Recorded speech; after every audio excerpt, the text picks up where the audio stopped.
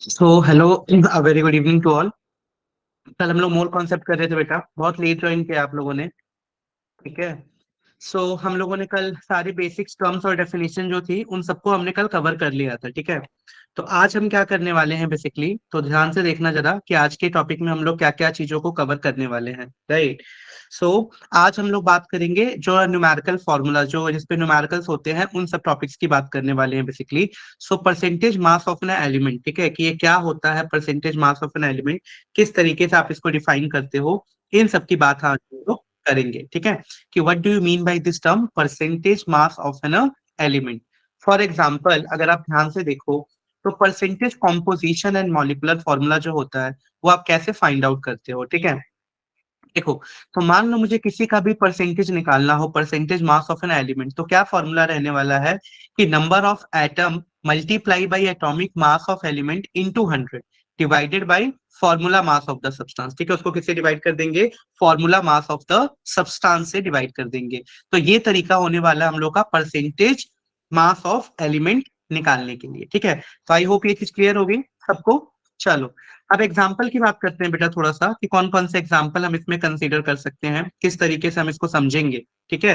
तो अगर मैं कुछ एग्जाम्पल्स की बात करूं कि क्या क्या एग्जाम्पल्स होते हैं इसके अंदर, तो हम ऐसे समझ सकते हैं बेटा कि मान लो फॉर्मूला मास है हम लोगों के पास Fe3O4 का। ठीक है। So the formula mass of Fe3O4, अगर मैं इसकी बात करूं फॉर्मूला मास ऑफ Fe3O4, तो मैंने बोला कि इसका फॉर्मूला मास निकल के आ रहा है 232। कितना निकल के आ रहा है बेटा, 232। तो लेट अस अज्यूम करो कि अगर इसका फॉर्मूला मास निकल के आ रहा है 232, तो परसेंटेज मुझे अलग अलग सबका निकालना है पर्टिकुलर आइटम का, कि भाई इस Fe3O4 में Fe का कितना परसेंटेज है, O का कितना परसेंटेज है, तो सबका मुझे इंडिविजुअल अलग अलग सबका परसेंटेज निकालना है। तो हम क्या करेंगे, ठीक है, तो इस चीज को करने के लिए हम लोग इसमें क्या करते हैं, वही हम लोगों को यहाँ पे देखना है। ठीक है। तो चलो देखते हैं फटाफट कि ऐसी चीजें अगर दे रखी होती है तो पर्टिकुलर अलग अलग इंडिविजुअल एलिमेंट का आप कैसे फाइंड आउट करोगे। ठीक है। तो देखो बेटा, अगर मुझे परसेंटेज निकालना है एफई का तो मैं क्या लिखने वाला हूँ यहाँ पे, अगर मुझे परसेंटेज निकालना है एफई का तो मैं क्या लिखने वाला हूँ, percentage of F E is equal to number of atom. तो इस Fe3O4 में Fe के कितने नंबर ऑफ एटम है जल्दी बताओ। तो यहाँ पे हम सबको दिख रहा है साफ साफ, Fe के यहाँ पे हमारे 3 एटम्स हैं। ठीक है। Fe के कितने एटम्स है बेटा, 3। तो Fe के यहाँ पे नंबर ऑफ एटम हो गए हमारे पास 3। तो हम सीधा लिख देंगे नंबर ऑफ एटम 3।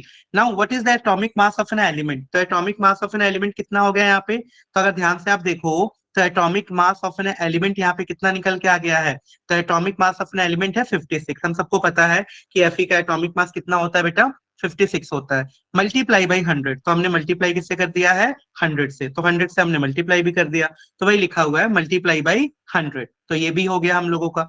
नेक्स्ट देखो बेटा क्या कहता है, नेक्स्ट कहता है डिवाइडेड बाई फॉर्मूला मास। तो टोटल फॉर्मूला मास आपको गिवन ही है 232। तो इस तरीके से आप इसका पर्टिकुलर फाइंड आउट कर सकते हो। तो आई होप समझ आ गया होगा सबको ये। ठीक है। सबको क्लियर हो गया क्या, जल्दी बताओ एक बार, ये समझ आ गया है सबको। हम्म। चलो बहुत बढ़िया। तो ये सबको क्लियर हो गया है ना, इस तरीके से आप निकालोगे। अब मान लो ऑक्सीजन का निकालना होता मुझे यहाँ पे, किसका, ऑक्सीजन का। तो ऑक्सीजन का कैसे निकालते, बताएगा कोई मुझे, ऑक्सीजन का अगर मुझे निकालना हो तो ऑक्सीजन का कैसे निकालेंगे बेटा, यहाँ पे सेम फॉर्मूला लगा दो। नंबर ऑफ एटम की जगह क्या रख दोगे, नंबर ऑफ एटम की जगह रख दोगे 4। ठीक है। तो नंबर ऑफ एटम तो हो जाएगा 4 यहाँ पे। राइट। नेक्स्ट क्या करोगे बताओ, नंबर ऑफ एटम 4 हो गया, उसके बाद atomic mass of an element, यानी एटॉमिक मास रखोगे ऑक्सीजन का। तो ऑक्सीजन का एटॉमिक मास कितना होता है बेटा, 16। तो आप लिख दोगे वहां पे 16। तो एक हो जाएगा 16, नो वरीज। ठीक है। Into 100 divided by Fe3O4, total mass कितना है 232। तो इस तरीके से बेटा हम निकाल सकते हैं। देखो यहाँ पे निकाला है 4 × 16 इंटू 100 डिवाइडेड बाई 232। तो यहाँ से हम लोगों का ये भी निकल के आ गया। ठीक है। तो ये तरीका होता है बेटा हम लोगों का फाइंड आउट करने का। जब भी हमसे कोई बोलेगा कि आप molecule percentage mass of an element निकालो, तो आप निकाल सकते हो। चलो, अब मैं बोलूं कि आपको Na2SO4 दे रहा हूं मैं, ठीक है, आप सबको कैलकुलेट करना है, तो बेटा इसमें Na का, S का, O का सबका इंडिविजुअल निकाल सकते हो, बिल्कुल निकाल सकते हो। ठीक है। कौन सा फॉर्मूला लगाओगे, कौन सा फॉर्मूला लगाओगे बेटा निकालने के लिए, तो बिल्कुल निकाल सकते हो। कौन सा फॉर्मूला लगाना है हम लोगों को, यही फॉर्मूला। एक बार अगर मैं Na का निकालूंगा तो क्या करेंगे, नंबर ऑफ एटम, तो नंबर ऑफ एटम कितना हो गया यहाँ पे, नंबर ऑफ एटम हो जाएगा 2। तो सीधा लिख देंगे 2 इंटू सोडियम का एटॉमिक मास जो कि हो जाएगा 23। ठीक है, जो कि कितना हो जाएगा 23। तो इसका एटॉमिक मास लिख देंगे हम लोग 23। उसके बाद बताओ, उसके बाद 100 and divided by total Na2SO4 का जो भी मॉलिक्यूलर मास निकल के आ रहा होगा। तो इस तरीके से बेटा हम लोग इसको फाइंड आउट कर सकते हैं। जल्दी बताओ, इसमें किसी को भी कोई भी डाउट हो अभी तक? तो कोई डाउट है अभी तक किसी को? कैसा भी डाउट हो इससे रिलेटेड, फटाफट बेटा। Anyone having any kind of doubt? इसमें कोई भी डाउट हो किसी को भी? नहीं? समझ आ गया सबको ना? क्लियर तो हो गया होगा सबको कि किस तरीके से हम ये निकाल रहे हैं। हम्म। चलो बहुत बढ़िया। तो इस तरीके से बेटा हम लोग इसके percentage mass of element calculate करेंगे। अब देखो, जैसे यहाँ पे क्वेश्चन आ गया आप लोगों के लिए, सभी के लिए, सभी लोग ट्राई करेंगे फटाफट। क्या क्वेश्चन है? Calculate the mass percentage of different element present in ethyl alcohol. यानी इथाइल अल्कोहल के अंदर जितने भी एलिमेंट प्रेजेंट है उन सबका आपको मास परसेंटेज निकालना है। ठीक है, so you have to calculate the mass percentage. So calculate the mass percentage of the different element present in ethyl alcohol. जैसे कार्बन है, हाइड्रोजन है, ऑक्सीजन है, तो ये तीन अलग अलग एलिमेंट्स हैं, तो तीनों को आपको फाइंड आउट करना है। तो किस तरीके से फाइंड आउट करोगे जल्दी बताओ, हो जाएगा ये? फाइंड आउट कर लोगे? हम्म। हो जाएगा इथाइल अल्कोहल का? चलो बहुत बढ़िया। तो इसी तरीके से बेटा हम लोग इथाइल अल्कोहल का फाइंड आउट कर सकते हैं। तो ये तरीका होगा हम लोगों का, जब भी हमसे पूछेगा कि इथाइल अल्कोहल का फाइंड आउट करके दिखाओ, तो इस तरीके से बेटा आप इथाइल अल्कोहल का फाइंड आउट कर सकते हो। ठीक है, तो ये तरीका हमारा रहेगा। अब देखो नेक्स्ट क्या आता है, मोलर मास ऑफ इथेनॉल। ठीक है, तो मोलर मास, सबसे पहले मैं एक बार सॉल्यूशन दिखा भी देता हूँ आप लोगों को। तो अगर मैं सबसे पहले बात करूं तो मोलर मास ऑफ इथेनॉल, ठीक है, तो अगर मैं मोलर मास ऑफ इथेनॉल की यहाँ पे बात करता हूँ कि किस तरीके से आप मोलर मास इथेनॉल का आप निकालोगे, तो क्या हो जाएगा तरीका बेटा मोलर मास ऑफ इथेनॉल निकालने का? तो मोलर मास ऑफ इथेनॉल हम ऐसे निकालेंगे कि C2H5 और OH, ये फॉर्मूला है। तो हमें सबको पता है कार्बन 2 है, तो मल्टीप्लाई किया 2 इंटू उसका मॉलिकुलर मास। तो उसका मॉलिकुलर मास कितना है जल्दी बताइए? तो उसका मॉलिकुलर मास कितना है बेटा यहाँ पे? तो उसका मॉलिकुलर मास है, हमें साफ साफ दिख रहा है उसका molecular mass, that is 12 plus 6 into, तो 6 इंटू क्या कर देंगे? तो 6 इंटू हम कर देंगे हाइड्रोजन का मॉलिकुलर मास जो कि 1.008 है, प्लस 16। तो 16 किसका मॉलिकुलर मास हमने लिया है यहाँ पे?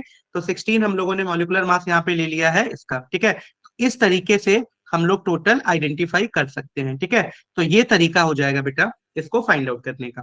डन। तो ये तो मोलर मास निकल गया, तो 2 इंटू 12। ठीक है, तो ये हो गया आपका 2 इंटू 12, फिर हो गया 6 इंटू 1.08 प्लस 16। तो टोटल मोलिकुलर मास निकल के आ गया 46। तो इसका टोटल मोलर मास कितना आ गया बेटा? 46। नाउ लेट अस अज्यूम मुझे mass of percentage of carbon निकालना है, तो कैसे निकालूंगा मास परसेंटेज ऑफ कार्बन? वही फॉर्मूला, क्या? दैट इज, कितने नंबर ऑफ कार्बन है? तो 2 into molecular mass of each, that is 24.02 divided by total molar mass, जो कि कितना निकल के आया है? 46.068। ठीक है, जो कि निकल के आ गया हम लोग का 46.068। तो इस तरीके से हम लोग मास परसेंटेज ऑफ कार्बन को कैलकुलेट कर सकते हैं। डन, समझ आ गया सबको? चलो बहुत बढ़िया। तो ये हो गया तरीका बेटा हम लोग का मोलर मास निकालने का। डन। चलिए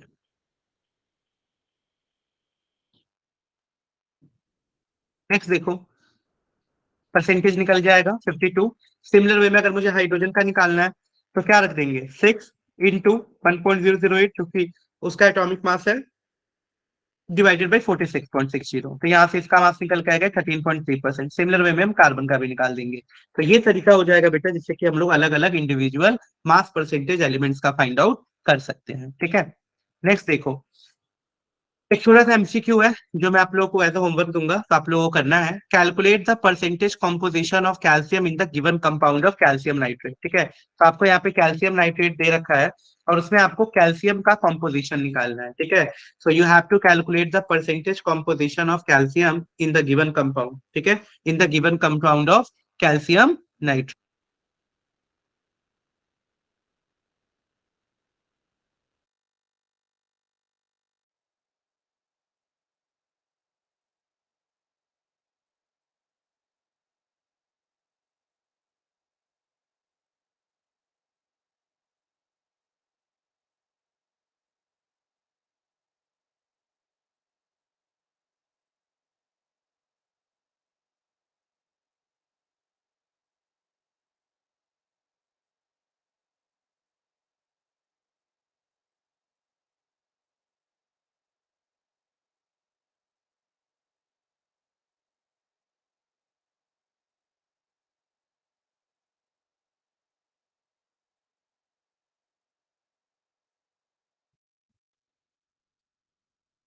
ठीक है, कैलकुलेट किया क्या आप लोगों ने?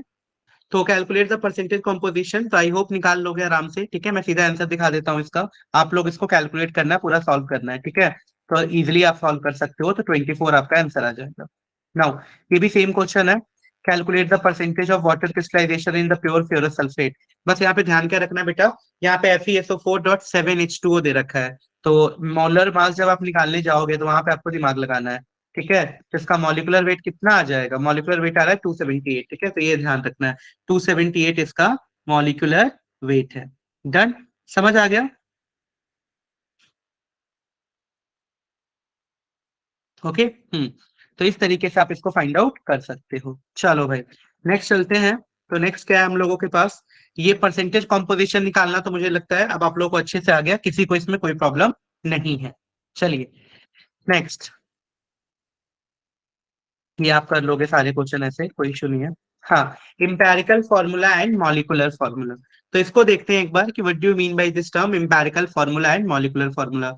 ये इम्पेरिकल फॉर्मूला और मॉलिकुलर फॉर्मूला हमारा क्या होता है और किस तरीके से हम इसको फाइंड आउट करते हैं। ठीक है, चलो, तो सबसे पहले अगर हम बात करें इम्पेरिकल फॉर्मूला की, तो इम्पेरिकल फॉर्मूला क्या रिप्रेजेंट करता है, क्या मतलब होता है इम्पेरिकल फॉर्मूला का? So empirical formula represent the simplest whole number ratio of the number of atom present in a molecule. यानी इंपेरिकल फॉर्मूला क्या रिप्रेजेंट करता है बेटा, empirical formula represent the simplest whole number ratio of number of atom present in a molecule. ठीक है, वो simply ये represent कर देता है होल नंबर रेशियो, कि कितने नंबर ऑफ एटम किसी मॉलिक्यूल में प्रेजेंट है। उसी तरीके से मॉलिकुलर फॉर्मूला क्या रिप्रेजेंट करता है, so molecular formula represent actual number of atom present in a molecule. यानी मॉलिकुलर फॉर्मूला एकदम करेक्ट चीज है जो बताता है एक्चुअल नंबर ऑफ एटम्स को, कि कितने actual number of atom present है इस मॉलिक्यूल के अंदर। ठीक है, तो वो बताएगा हम लोगों का मॉलिकुलर फॉर्मूला। ठीक है, और इंपेरिकल फॉर्मूला सिंपली क्या बताता है, it represent the simplest whole number ratio of the number of atom present in a molecule. तो ये कहानी है भाई दोनों इंपेरिकल और मॉलिकुलर फॉर्मूला की। एक और चीज, मॉलिकुलर फॉर्मूला जो होता है वो एन टाइम्स इंपेरिकल फॉर्मूला के होता है। ठीक है, ये एन बेटा ध्यान से समझना, ये एन मल्टीप्लाई में है, ये ऐसे है ये n। ठीक है, हाँ, तो molecular formula is equal to N into empirical formula, तो एन हम कैसे निकाल लेंगे, molecular formula divided by the empirical formula mass. ठीक है, अब एक क्वेश्चन लेते हैं और उसी क्वेश्चन की हेल्प से पूरा समझेंगे कि किस तरीके से हम लोग किसी भी कंपाउंड का इम्पेरिकल और मॉलिकुलर फॉर्मूला को फाइंड आउट करते हैं। ठीक है, तो मान लो इम्पेरिकल फॉर्मूला किसी कंपाउंड का दे रखा है CH2O। ठीक है, so the empirical formula of a compound is CH2O and its molecular weight is 90, और उसका मॉलिकुलर वेट कितना है बेटा, 90 है। तो मान के चलो आपको इंपेरिकल फॉर्मूला दे रखा है किसी भी कंपाउंड का, empirical formula of a compound is CH2O and its molecular weight is 90, उसका मॉलिकुलर वेट कितना है बेटा, 90 है। Now calculate the molecular formula, आपको क्या निकालना है, you have to calculate the molecular formula. तो मॉलिकुलर फॉर्मूला आप लोगों को यहाँ पे कैलकुलेट करना है। ठीक है, तो चलो देखते हैं क्या मॉलिकुलर फॉर्मूला यहाँ पे कैलकुलेट होके आता है किस तरीके से।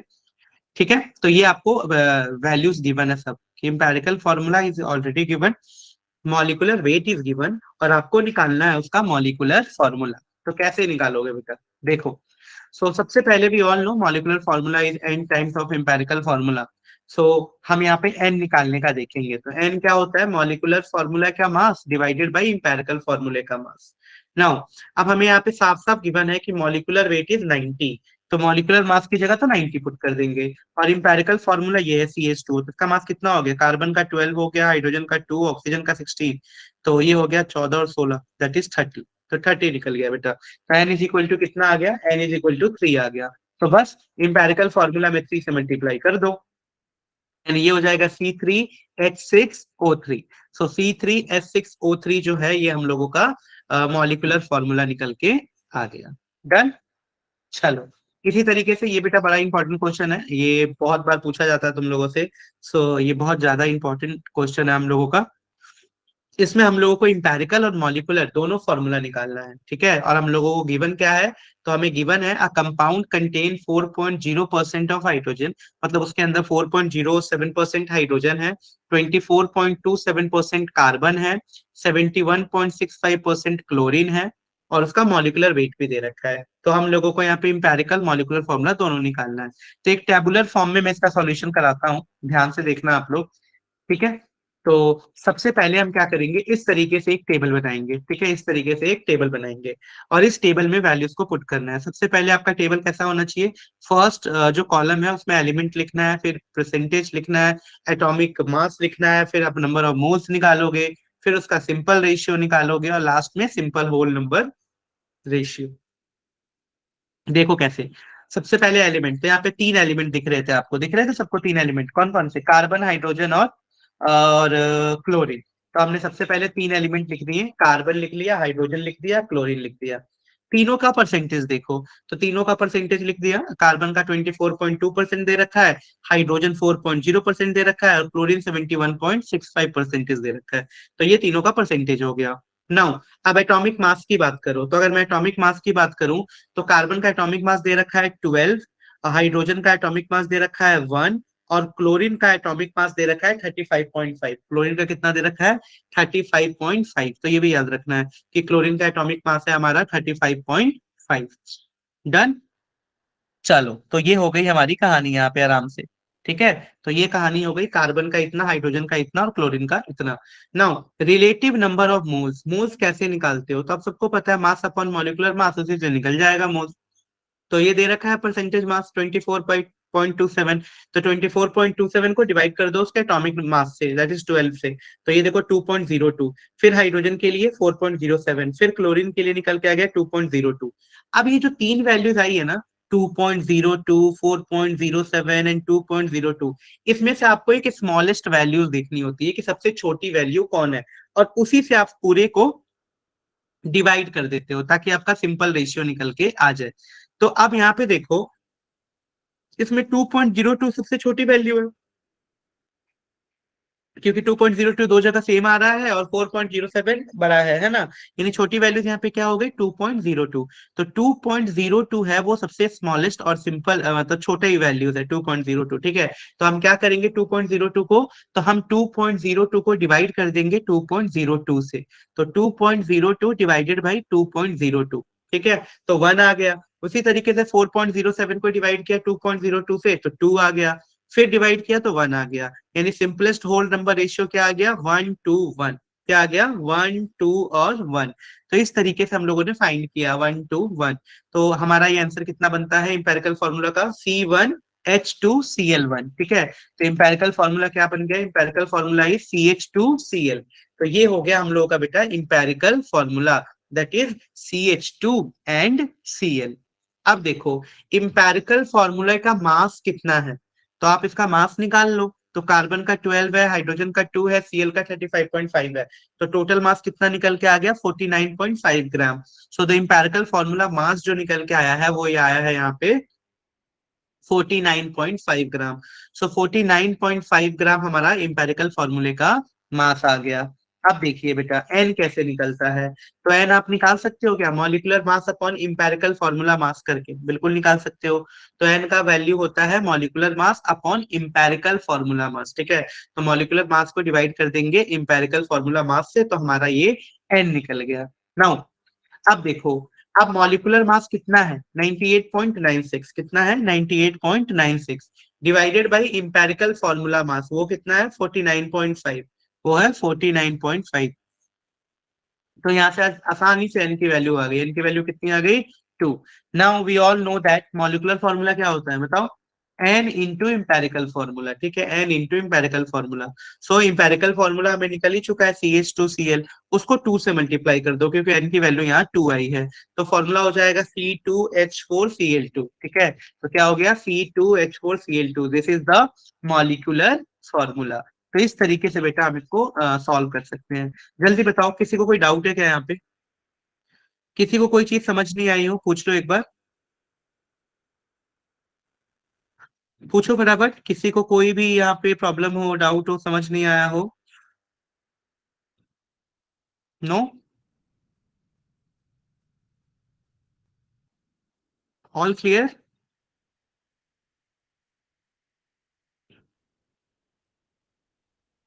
डन। ठीक है, समझ आ गया ना सबको, यहाँ पे कोई दिक्कत नहीं है।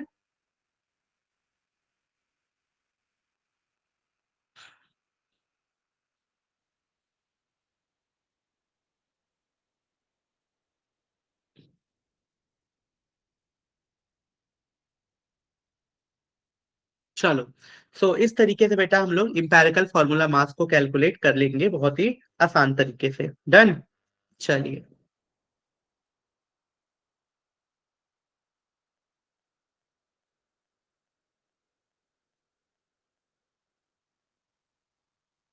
नेक्स्ट देखो भाई, एक और चीज है, ये क्वेश्चन भी सेम है, मैं आप लोगों को देता हूँ, आप लोग कैलकुलेट करना, बस मैं आपको एक ना वेपर डेंसिटी वाला कॉन्सेप्ट बता देता हूँ, ठीक है, बाकी तो तुम कर लोगे।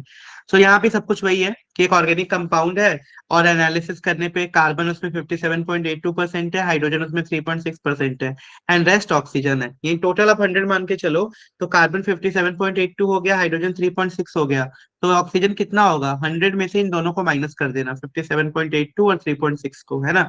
तो जो रिमेनिंग हुआ वो ऑक्सीजन रहा। Now it's vapour density is 83, इसकी वेपर डेंसिटी 83 दे रखी है। Find its empirical and molecular formula, बोला है आप इसका इंपेरिकल और मॉलिक्यूलर फॉर्मूला निकालो।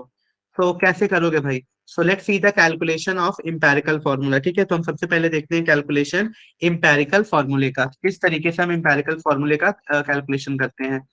ठीक है। तो सबसे पहले वेपर डेंसिटी क्या होता है, क्योंकि आपको वेपर डेंसिटी गिवन है ना, हर जगह मॉलिक्यूलर मास गिवन होता था, यहाँ पे आपको वेपर डेंसिटी गिवन है। तो वेपर डेंसिटी और मोलर मास में एक रिलेशन होता है, वो आपको पता होना चाहिए, कि vapour density is equal to molar mass divided by two. ठीक है। क्या रिलेशन होता है?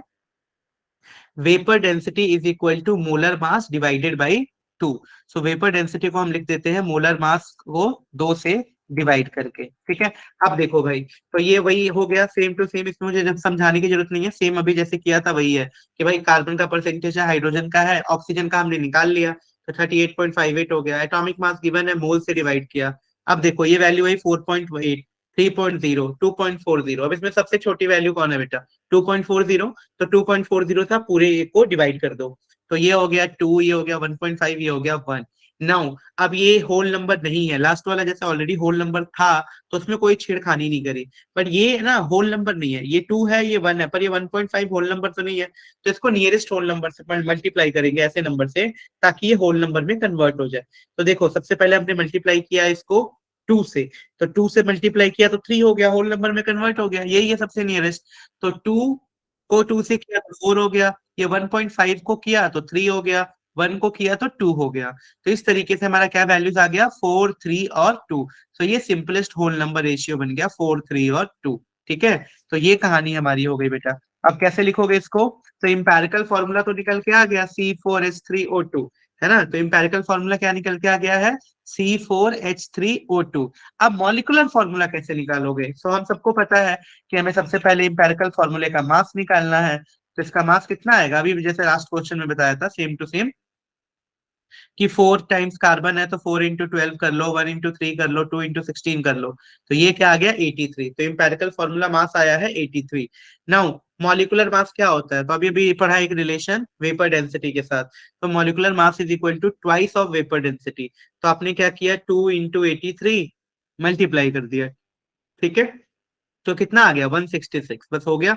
आपके पास इंपेरिकल फॉर्मूला मास है, आपके पास मोलर मास है, आप तो एन निकाल ही लोगे। तो एन का फॉर्मूला क्या होता है, बताओ जल्दी।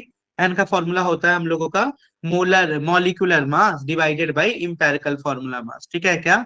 Molecular mass divided by empirical formula मास। तो बस आप कर दो इन दोनों का रेशियो, मॉलिक्यूलर मास का और इंपेरिकल फॉर्मूले मास का। तो जैसे ही आप मॉलिक्यूलर मास और इंपेरिकल फॉर्मूले मास का रेशियो निकालोगे, क्या वैल्यूज आ जाएगी? वैल्यूज आ गई है 166/83, ठीक है। तो आंसर आ गया हम लोगों का 2। तो ये आ गया एन। अब देखो molecular formula is equal to क्या होता है, तो molecular formula is equal to होता है इंपेरिकल फॉर्मूला इंटू एन, ठीक है, इंपेरिकल फॉर्मूला इंटू एन। तो ये रहा आपका इंपेरिकल फॉर्मूला, C4H3O2 इंटू 2, है ना, यानी आपने मल्टीप्लाई कर दिया C8H6O4 से। तो मॉलिक्यूलर फॉर्मूला हमारा क्या निकल के आ गया है, C4H3O2 multiply by 2, that is C8H6O4। तो ये हम लोगों का निकल के आ गया मॉलिक्यूलर फॉर्मूला, ठीक है। तो आई होप ये सब कुछ क्लियर हो गया आप लोगों को। इस पे और 2-3 क्वेश्चन है, ये आप बाद में कर सकते हो। इतना ध्यान रखना, जो मैंने आज समझाया आप लोगों को, मैंने 2 क्वेश्चंस करा दिए, तो दोनों क्वेश्चंस आप लोगों को आ गए अच्छे से, ठीक है। अब नेक्स्ट टॉपिक देखो, लिमिटिंग रीजेंट किसको बोलते हैं, ठीक है। What do you mean by this term limiting reagent? ठीक है। तो किसको बोलोगे भाई limiting reagent? What is limiting reagent? So basically नाम से ही पता लग रहा है the reactant which is totally consume in a reaction, कि अगर मैं कोई रिएक्शन करा रहा हूँ तो वो रिएक्टेंट जो टोटली कंज्यूम हो जाए रिएक्शन में, यानी the reactant which is totally consume in a reaction is known as limiting reactant. ठीक है, अब देखो, the reactant which is present in the lesser amount get consume after some times and after that no further reaction takes place whatever be the amount of other reactant produce. मतलब ये कह रहा है कि मान लो ए plus B है और इसको मिलके हमें प्रोडक्ट देना है। तो मान लो मैंने बोला कि इसमें से ए लिमिटिंग रिएक्टेंट है। ठीक है, इसका मतलब क्या है? इसका मतलब ये है कि वो रिएक्टेंट जो लेसर अमाउंट में प्रेजेंट होता है और जल्दी कंज्यूम हो गया। मतलब अगर ए खत्म हो गया तो कोई फर्क नहीं पड़ता बी की वैल्यू कितनी है, ज्यादा है कम है, रिएक्शन नहीं होगी। ठीक है, यानी the reactant which is present in a lesser amount and get consume after some time and after that no further reaction takes place. यानी प्रोडक्ट का बनना एक्सेस रीजन पे डिपेंड नहीं करता, लिमिटिंग पे डिपेंड करता है। ठीक है, कि अगर आपका वो रीजन खत्म हो गया तो प्रोड्यूस नहीं होगा। ठीक, तो आई होप लिमिटिंग रिएक्टेंट समझ आ गया होगा सबको, कि जब भी रिएक्शन कराते हैं तो ऐसी चीज जो जल्दी कंज्यूम हो जाए, जल्दी खर्च हो जाए, उसी को बोलते हैं हम लोग लिमिटिंग रिएक्टेंट। डन। अब देखो बेटा, तो ये डेफिनेशन क्लियर है सबको? ठीक है, इस पे न्यूमेरिकल है, ये मैं कल की क्लास में कराऊंगा तुम लोगों को। ठीक है, ताकि आपको अच्छे से क्लियर हो जाएगा पूरा लिमिटिंग रिएक्टेंट के ऊपर। तो ये दोनों न्यूमेरिकल्स को बेटा कल मैं यहाँ पे कैलकुलेट कराएंगे। ठीक है, आपको निकालेंगे। अभी तक किसी को कोई डाउट हो तो पूछ लो एक बार। लिमिटिंग रिएक्टेंट के ऊपर जो न्यूमेरिकल्स है उसको हम कल की क्लास में करेंगे, बिकॉज आज टाइम ऑलरेडी ओवर हो गया। सो अभी तक किसी को कुछ भी डाउट है तो एक बार फटाफट पूछ लो मेरे से। एनीवन, इसको कुछ भी डाउट हो अभी तक की क्लास में? और प्लीज हम्बल रिक्वेस्ट है, सभी लोग क्लास टाइम पे ज्वाइन किया करो। सब लोग 3:30 पे ज्वाइन कर रहे हो बेटा, 3 o'clock क्लास की टाइमिंग होती है तुम्हारी। तो जितनी जल्दी ज्वाइन करोगे उतनी जल्दी क्लास हम स्टार्ट कर सकते हैं और फिर हम पूरा कर सकते हैं। ठीक है, तो ट्राई करा करो कि क्लास को जल्दी ज्वाइन करना है। चलो, सो आई होप ये चीज तो क्लियर हो गई। The reactant which is present in a lesser amount, इसी को लिमिटिंग रिएक्टेंट बोलते हैं। किसी कोई डाउट हो तो पूछो फटाफट।